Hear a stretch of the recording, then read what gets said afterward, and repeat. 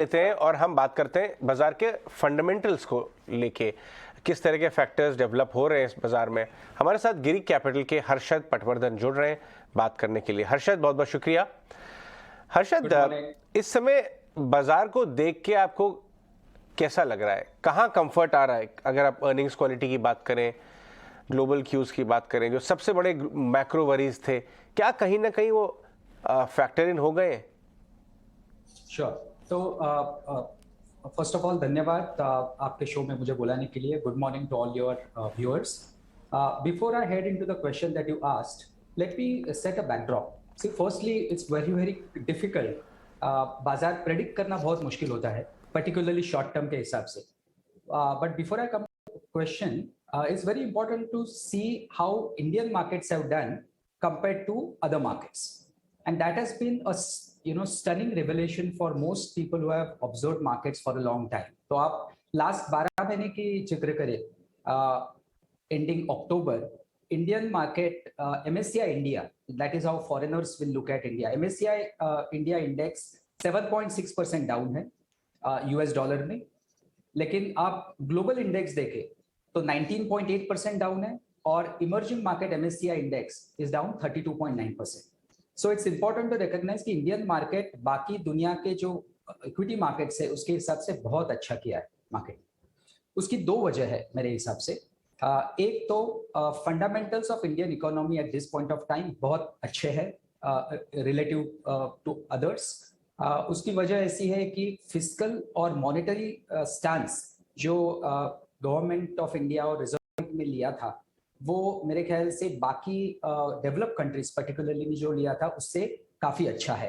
With the benefit of hindsight we can say कि it was very very prudent. उसकी वजह से आप corporate India versus corporate US, corporate Europe देखते हैं तो earnings growth underline over the next 2 years of corporate India is expected to be very healthy compared to many others. आपको मालूम होगा कि यूएस और यूरोप में तो बात चल रही है कि रिसेशन आएगा नहीं आएगा। इंडिया के कंटेक्स्ट में तो रिसेशन की तो बात कोई नहीं चल रही है, इनफैक्ट ग्रोथ अच्छा खासा रहेगा। आप कॉर्पोरेट इंडिया MSCI इंडिया देखते हो तो मिड टीन्स अर्निंग्स ग्रोथ रहेगा CY 23 ओवर 22 और CY 24 ओवर 23। आप ये कंपेयर करते हैं MSCI world, MSCI emerging market, बहुत जगह पे स्मॉल सिंगल डिजिट ग्रोथ है, कहीं कहीं तो नेगेटिव ग्रोथ है। तो it's very important to recognise that Indian economy, Indian corporate sector is much better placed relative to many others, and that is the reason why people find India very attractive. In addition to that, दूसरी वजह ऐसी है, दूसरी वजह Indian market अच्छा किया है वो है फंडामेंटल्स के अलावा कि डोमेस्टिक इन्वेस्टर्स ने काफी अच्छा सपोर्ट किया है मार्केट को। आपने कई बार कई शोज में इसके बारे में डिस्कशन किया ही होगा। तो उसके वजह से इंडियन मार्केट काफी रेजिलियंट है। तो इंडियन मार्केट का इमीडिएट व्यू देना मुश्किल है, लेकिन हम हमेशा मार्केट के बजाय हम देखते हैं कि कौन से सेक्टर्स अच्छे करेंगे। आप लास्ट 15 साल में देखेंगे तो 15 साल में हमने स्टडी किया था, करीबन 6 करेक्शंस आए हैं मार्केट में, मोर देन 15% निफ्टी के हिसाब से। और हर करेक्शन में आप डेटा एनालाइज करेंगे तो आपको पता चलेगा कि करेक्शन के पहले जो सेक्टर्स अच्छे करते थे और करेक्शन के बाद में जो सेक्टर अच्छे करते हैं वो अलग अलग होता है। आप पैंडेमिक के करेक्शन की बात करें तो करेक्शन के पहले कंज्यूमर ड्यूरेबल्स, रियल्टी और टेलीकॉम, ये 3 सेक्टर्स बहुत अच्छे किए थे। लेकिन पैंडेमिक के बाद में आप 1 साल देखें तो IT services, materials and metals, ये सेक्टर्स अच्छे किए हैं। तो ये बार nobody knows whether we are out of the previous correction fully, लेकिन हमारे हिसाब से ऑटोमोबाइल, कैपिटल गुड्स, इंडस्ट्रियल्स और बैंक, ये 3 सेक्टर्स हमारे हिसाब से आगे आने वाले समय में बहुत अच्छा रिलेटिवली आउट परफॉर्म करेंगे। मिस्टर पटवर्धन, बिल्कुल बिजनेस एनवायरनमेंट तो बिल्कुल चेंज हो गया है। प्री कोविड और पोस्ट कोविड में बहुत सारी चीज़ें तब्दीलियां हो गई हैं। तो आपके ये पसंदीदा सेक्टर, लेकिन कुछ और स्पेसेस को आपके साथ डिटेल में डिस्कस करना चाहेंगे। जैसे आप अभी Q2 के नंबर्स को भी एनालाइज कर रहे थे, अगर FMCG के नंबर्स को भी देखा, और इनफैक्ट ये सारे सेक्टर्स में ही है क्योंकि मार्जिन प्रेशर है, रॉ मटेरियल कॉस्ट का प्रेशर सभी स्पेसेस में पड़ा है।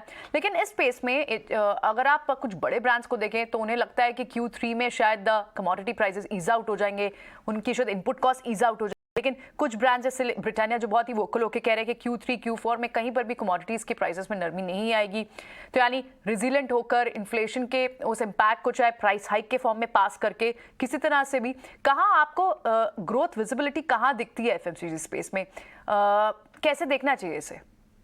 So first of all FMCG space में जैसे मैंने कहा कि ऑटोमोबाइल, बैंक्स और इंडस्ट्रियल कैपिटल गुड्स हमारे हिसाब से लीडिंग सेक्टर्स होंगे, तो एफएमसीजी में उतना हमारा कन्विक्शन अभी तक बना नहीं है। और इंडिविजुअल कंपनी की बात करें तो individual company wise things can be different. तो कमोडिटी, जैसा कमोडिटी आपका इनपुट अलग अलग मटेरियल्स होता है, सिमिलरली प्राइसिंग पावर हर एक कंपनी का अलग अलग होगा, depending on competitive intensity, depending on how the competitors are doing. तो कई कई जगह पे प्राइसिंग पावर होगा।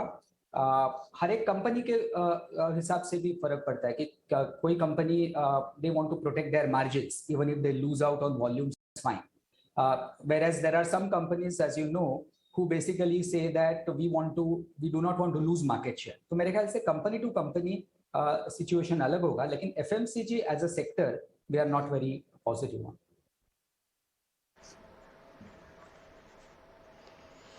ठीक है हर्षद, आपकी ना टॉप होल्डिंग्स में से रिलायंस इंडस्ट्रीज भी है। मैं वजह जान सकता हूँ आपने रिलायंस इंडस्ट्रीज अभी भी क्यों रखा हुआ है और आगे क्यों रखना चाहते हैं? रिलायंस इंडस्ट्रीज आप होल्डिंग हमेशा जो हमारे न्यूज़लेटर में देखेंगे वो होल्डिंग देखेंगे, वो बेट नहीं देखेंगे कंपेयर टू दी बेंचमार्क। तो उसके हिसाब से आपको कन्विक्शन का पता चलेगा। Reliance Industries clearly is obviously there are issues as far as refining is concerned, particularly sequentially, लेकिन रिटेल और टेलीकॉम ये दोनों में Reliance continues to be in a leading position. Also they are taking big bets, as you know, renewables, which will pay off over a long period of time. तो relative attractiveness, relative bet हमारा थोड़ा कम हो गया है, लेकिन medium to long term के हिसाब से Reliance Industries, because it also continues to dominate in some of the new areas, we continue to be positive. Harshad, आपने ऑटोमोबाइल की बात की। हमने ऑटोमोबाइल में देखा कि tractor companies, tractor UV company जैसे M&M, कुछ हद तक अशोक लेलैंड भी, CV, टू व्हीलर में सिर्फ TVS ही चला है अभी तक। क्या अब टाइम आ गया है कि अब दूसरी under performing side of two wheelers को भी देखा जाए, या क्योंकि पैसेंजर व्हीकल के स्टॉक्स तो एक ही स्टॉक पूरा लिस्टेड ही है, काफ़ी चल चुका है, या आप CVs की तरह देखना चाहेंगे? वो भी, वहाँ भी जगह है। अपने पीक सेल्स से इंडस्ट्री भी काफ़ी नीचे है, 30-40% नीचे है। टू व्हीलर्स में पीक सेल्स से काफ़ी नीचे है, लेकिन पैसेंजर व्हीकल पीक सेल्स के आसपास पहुँच गई है। सबसे इंपॉर्टेंट ये चीज़ है कि मैंने कहा कि हम ऑटोमोबाइल्स पे पॉजिटिव है, लेकिन clearly as you know we run a 20-25 stocks portfolio. वो लीडिंग सेक्टर में भी it's very important to identify which are going to be the leading companies. तो उस हिसाब से ऐसा नहीं कि हर एक ऑटो स्टॉक पे हम पॉजिटिव है। ऑटो में पॉजिटिव हम क्यों है, मैं और एक रीजन आपको बताता हूँ, that is a top down reason. आप निफ्टी EPS देखे FY22 वर्सेस FY24। FY22 में ऑटोमोबाइल का कंट्रीब्यूशन सिर्फ 1.5% था। हमारे हिसाब से वो बढ़ के 5.4% होने वाला है 2 साल में।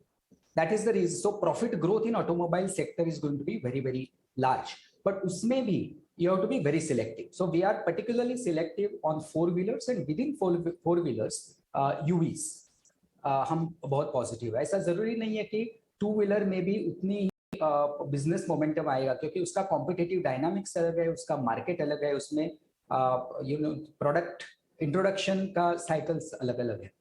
तो मेरे हिसाब से it's very important to be selective, because आपने किसी भी सेक्टर में देखा होगा, हमने काफी इसके ऊपर स्टडी किया है कि dispersion of stock returns is very very high even in a homogeneous sector like 2 wheelers और cement. So it's very important to identify the leading sector, but also equally important to identify the right stocks to bet on in that sector.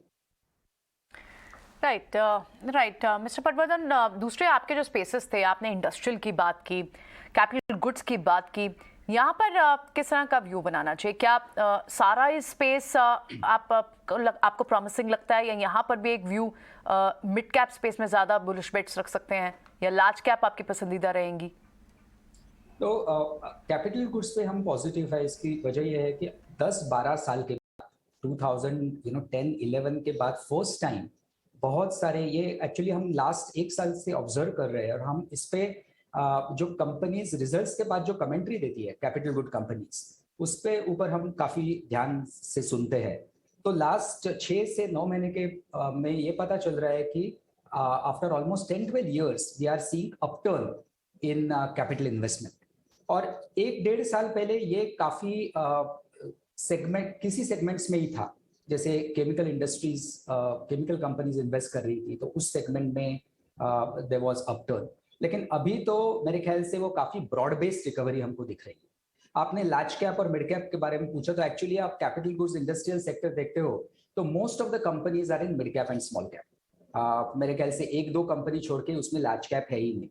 लेकिन बहुत 10-12 सालों के बाद हम काफी सारा I would say broad based recovery दिख रही है। आप एबीबी सीमेंस जैसे कंपनीज का कमेंट्री सुनेंगे तो वो भी कहते हैं कि उनके जो बिजनेस सेगमेंट्स है, काफी सारे बिजनेस सेगमेंट्स में अपटर्न दिख रहा है। इंफ्रास्ट्रक्चर इन्वेस्टमेंट हो रहा है, इंडस्ट्रियल इन्वेस्टमेंट हो रहा है, exports is emerging as a big thing for Indian capital goods companies. तो बहुत सालों के बाद इतना अच्छा माहौल है कैपिटल गुड्स में।